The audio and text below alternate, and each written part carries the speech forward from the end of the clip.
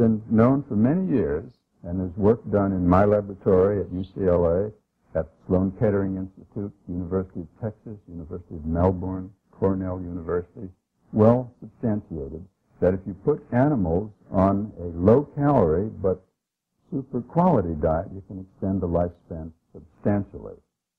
In humans, if you translate that work to humans, the advice would be to gradually lose weight over about 6 years, but on a super high-quality diet until you're anywhere from 10, 20, or 30% below your own natural set point. Can a person start this type of longevity diet at any time during their lives, or they, for example, have to start when they're young teenagers? Well, they shouldn't start too young, because when it started very young in animals, while it does greatly prolong the lifespan, it decreases the growth rate, and for other reasons. In humans, it can be started at any time. If you start it late in life, of course, you only get half the effect as if you start it young in life, but you get an effect at any period. Dr. Walford, how do the animals hold up functionally that you're actually putting on these longevity diets in terms of the way they feel? Well, they hold up very well, intellectually and with all of the tests for functional aging. For example, rats or mice get gray hair, just like people do, but they get it at a much later age if they're on this kind of a diet. The intellectual functioning holds up fine.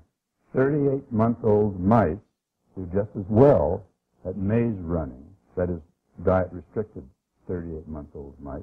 They do very well at maze running, and they test out as only being 20 to 22 months of age functionally. So their rate of mental aging has been cut in half. You know, I can see people out in the audience saying, yeah, another rat experiment. How do we know that what holds for rats and mice and other animals will actually hold for a human subject?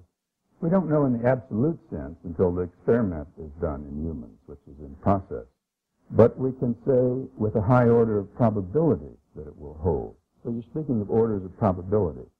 Now, if you deal in the experimental translation of work from, say, rats or mice to humans, if you're dealing with a very specific effect, then you may not be able to translate it. For example, if you put animals on vitamin C or X or something, because that's a very specific effect, it may not be translatable. But if you're dealing with a very general phenomenon like development, birth, procreation, aging, then with a high order of probability, the work is directly translatable. Why is there seemingly such a great disparity between the number of years that mouse lives versus the number of years a human being lives? The maximum lifespan for each species is fixed unless we can regulate the clock of aging. In mouse, it's about 3 years, in man, 110.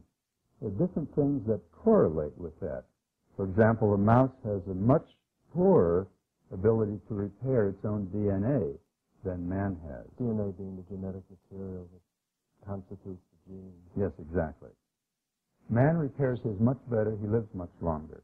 Chimpanzee repairs it fairly well, not as good as man. He lives half as long. Mouse doesn't repair it very well. He lives much shorter. There are a few other things that have that kind of correlation. There's another enzyme system called the mixed function oxidases, which detoxifies the body from simple organic chemicals like benzene and benzopyrene and gasoline that get into the body. This enzyme system also, its ability also correlates with lifespan. So in other words, we know biochemically that in the long-lived animals that they have certain biochemical functions that the short-lived animals don't have. Couldn't we take one of these animals and add certain things to their diets or give them injections to make them live a lot longer just by changing the things you just mentioned? Well, one hopes to be able to do that. We don't know how to do it yet very well. In other words, if we could get a DNA repair kit for a mouse, we could potentially get a mouse to live 40 or 50 years. Yes. Are there any living things that don't seem to age at all? There are few living things that don't age. Sea anemones, for example, do not age. They've been kept for 70 or 80 years without any sign of aging. Any reason? Anyone? No, nobody knows why that's so. They haven't really been studied in those terms. How about some of these cell cultures? You're always reading in the newspaper that they're taking cells out of skin and they're growing it in test tubes. Do these cells seem like they're aging? They seem to have a finite lifespan. If you take skin cells and let them divide in a dish, they'll divide about 50 or 60 times and then gradually become senescent. This is called senescence under glass. That's why I say there's probably a clock in each cell as well as... Sounds like a dish you get in a restaurant, senescence under glass. Yeah. Weird. You know, getting back to the sea anemones and the fact that they don't seem to age, how come the world isn't filled up with sea anemones just reproducing? If they're not aging, they're not dying off, what's happening? Well, they die accidental deaths by predators and so forth. It's the same way with people beyond 90 to 95. If you look at the survival curve of people beyond 90 or 95, they're not dying so much of cancer or heart disease. They're dying of accidents. That's the main cause of death in advanced age. Just like, for example, restaurant drinking glasses. They don't have an immortal lifespan. They're broken at a constant rate. And so you can draw a survival curve for that. The shape of that curve is the same way as the shape of the survival curve of sea anemones or people who are already 92 or 95. Accidents.